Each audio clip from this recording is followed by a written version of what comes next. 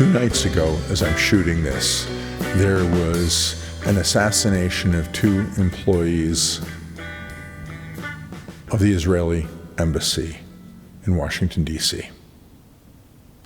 There is already a move around the world to harden embassies security-wise. There's already a move around the world to understand that those who hate the Jewish people, those who are anti-Semitic, those who would wish death on the Jewish people, are in a position where they find it easier to choose targets in any of a variety of different countries.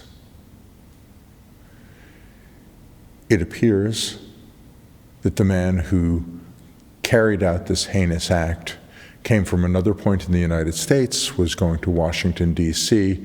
for work purposes, and took that opportunity to end up killing Jewish people as a political and religious statement.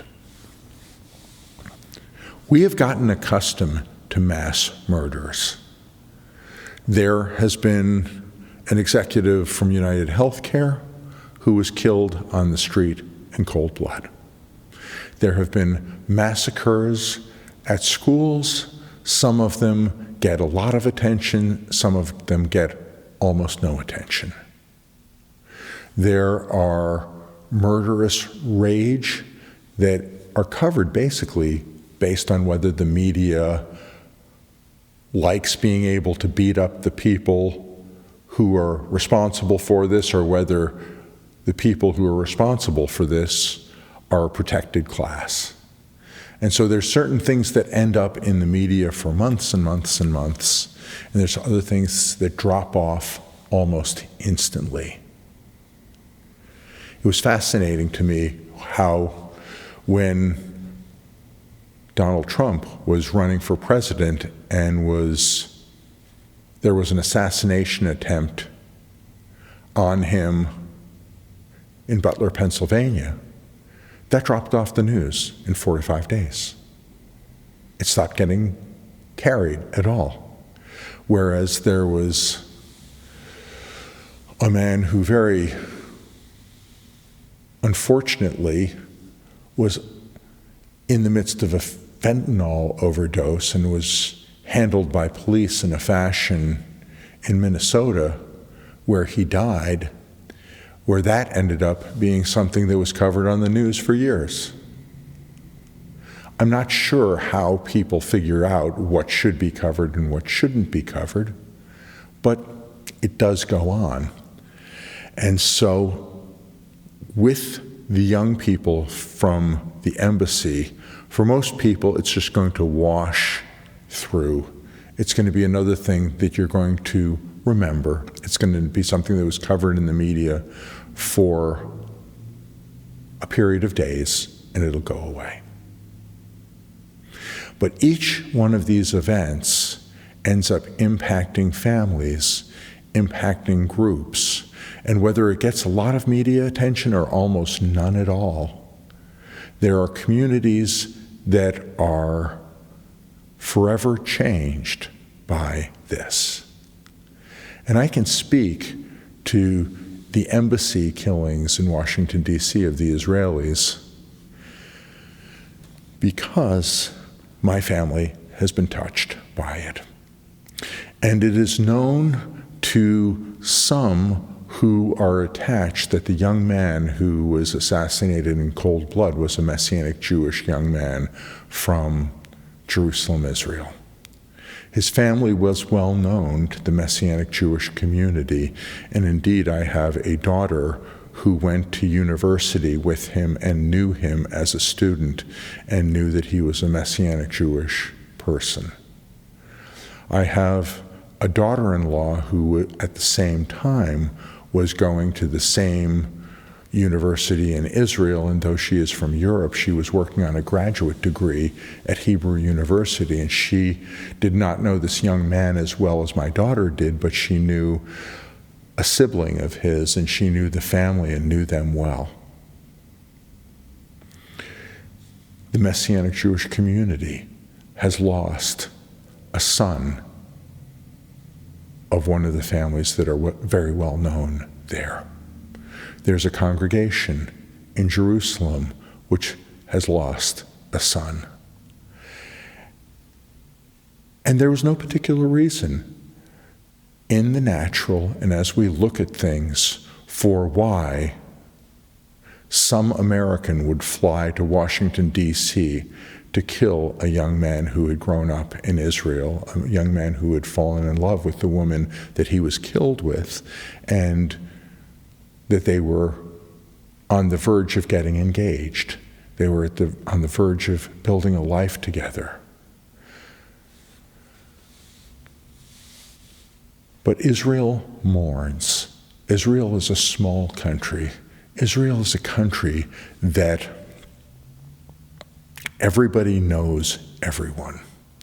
In 2019, I had gotten a chance to visit my daughter while she was in Israel, and we were in Jerusalem, and that is where she lived, and that's where she had been going to school, and that's where she would get her degree from, and that's where she knew this young man from.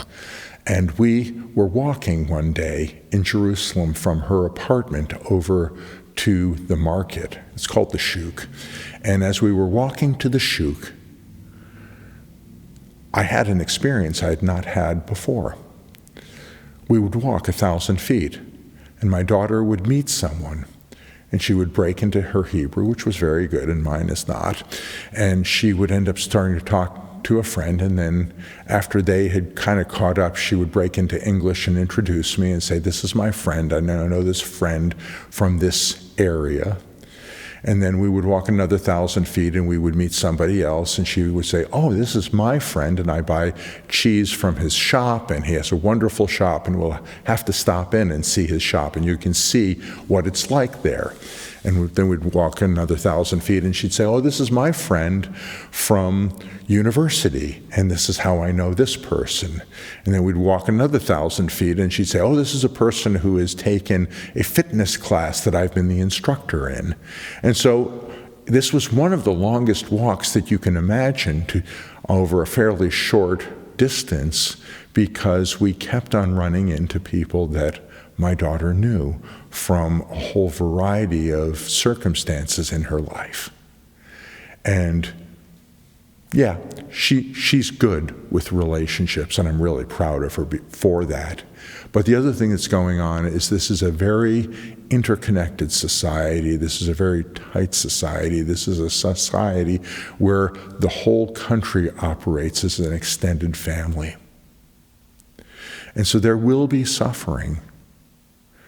Just like when there was a school shooting in Connecticut, in that community, they had suffering. Just as there was a shooting in Tennessee at a Christian school that, interestingly enough, didn't get a whole lot of attention in the media, there was suffering in that community, and there was loss there. I believe that it's God's heart to heal and restore in communities which have had profound loss. And so, with my daughter-in-law, she is mourning the loss to a family that's dear friends of hers. With my daughter, she's mourning the loss of a student that she knew personally and whose family was involved in the community that she was living in Jerusalem for many years. And there are people that I know who have had profound losses, either through violence or accident, who months, years, and even decades later, they are facing loss that has gone on. We as people of faith, we as people of the Word of God, need to be a people who understand healing, who understand wholeness, who have mercy, who have compassion, who have love for people who have had loss. And yes, I know that this horror is going to move off center stage on the news outlets.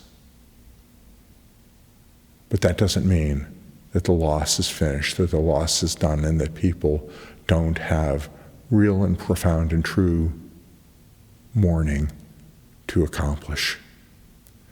And as this happens, it ends up being a lightning rod for others who, in senseless acts of violence, in accidents, and in other ways that are profoundly traumatic, will end up having their own traumas brought to the surface. And we'll have to take a look and see how well we have mourned, how well we have dealt with loss, and where we are at in the profound things that have gone wrong in our lives. And this binds us together in humanity. And the people that I mourn actually the most are the people who think that they can do this to somebody else. So, the person who goes to Washington, D.C. with the intent in the heart to kill embassy employees, whether he knew they were or not, he knew that they were Jewish. And others who separate themselves from humanity in their rage and hatred, and they follow the footsteps of Cain. They follow the footsteps of those who are murderous. They follow the footsteps of those whose rage is uncontrolled and who will bring any level of hatred that is birthed in the pit of hell into the society that we live in. They are separate from us, and God will deal with them. Shalom.